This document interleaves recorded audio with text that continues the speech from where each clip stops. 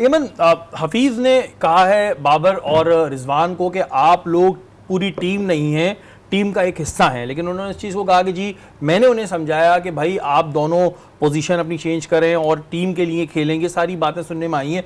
तो ये चीज़ अब हफीज़ ने जो है वो एक्सप्लेन की है। एक्चुअली इनका जो लास्ट ओवर था न्यूजीलैंड का, उसमें हम एक तरह से अपना टीम कॉम्बिनेशन बना रहे थे। तो उस वक्त हमें ज़रूरत थी कि हम यंगस्टर्स को चांस दें, जिसमें साइम अयूब एक ऐसा नाम था कि जिसको आप वर्ल्ड कप के लिए कंसीडर कर रहे थे।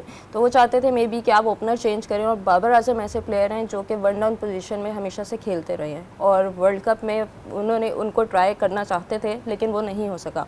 बट ओवरऑल ये उनका चाहते हैं कि मतलब अगर साइम अयूब ऊपर खेलें और बाबर आजम नीचे से आके टीम को संभालें तो वो उसके लिए अच्छा होगा, बजाय इसके कि बाबर आजम और रिजवान ही ओपनिंग स्टैंड करें और वो अपने न्यू कॉम्बिनेशंस को ट्राई ना कर सकें। अच्छा, आप क्या समझती हैं एज अ कैप्टन कि हमें ये चीज़ फिक्स कर लेनी चाहिए कि नहीं जी मैं वन डाउन या ओपनर का ही बैट्समैन हूँ, या फिर सिचुएशन देखकर हमें आना चाहिए अपने नंबर पर, या हमने बस फिक्स कर लिया कि नहीं बस ये मेरे ही नंबर है, इस पर कोई नहीं आएगा?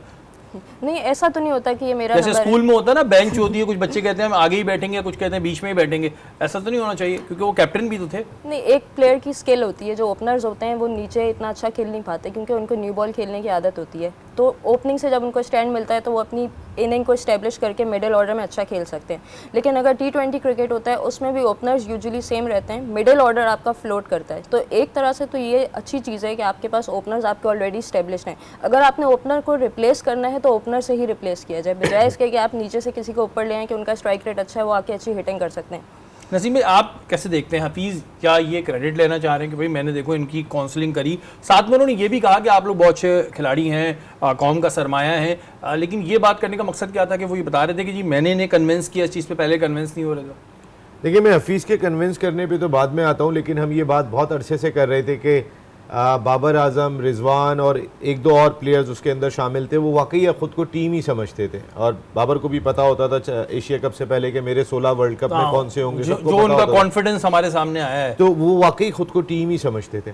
और वो कभी भी Fakhar Zaman proper opening batter हैं कि जो इस फॉर्मेट के लिए पाकिस्तान के नंबर 1 बैटर होंगे जब उनके लगते हैं, वो 4 नंबर पे बैटिंग कर रहे हैं। साइम अयूब को आपने खिलाया, उनको 3 नंबर पे डेब्यू कराया। कहने का मकसद है कि आप में इतनी भी करेज नहीं थी कि एक यंगस्टर आ रहा है, उसमें टैलेंट दिखाई दे रहा है, चलो हम में से कोई एक अपना नंबर कम कर ले।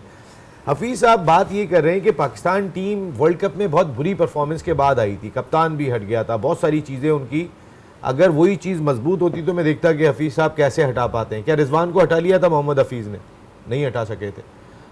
रिजवान ने इतलात ऐसी सोर्सेज बताते हैं कि रिजवान ने तो वाज़ेह तौर पे कह दिया था कि मैं तो ओपनर ही खेलूंगा। देखें, आप अगर सच्चाई से देखें मॉडर्न डे क्रिकेट के लिहाज से ये कोई हमारी ये नहीं है कि भाई यही होंगे हमारे दोनों ओपनर। हम बार बार ये बात कर रहे हैं कि आपकी जो मॉडर्न डे क्रिकेट है उससे मैच करते हुए आप अपने ओपनर्स को लेके आए।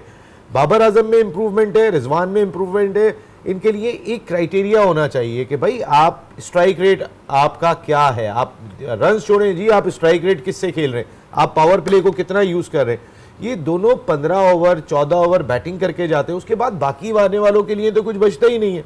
बचता भी नहीं है। और फिर एक वही वाली बात हो जाती है ना कि पाकिस्तान टीम में किसी की जागीर नहीं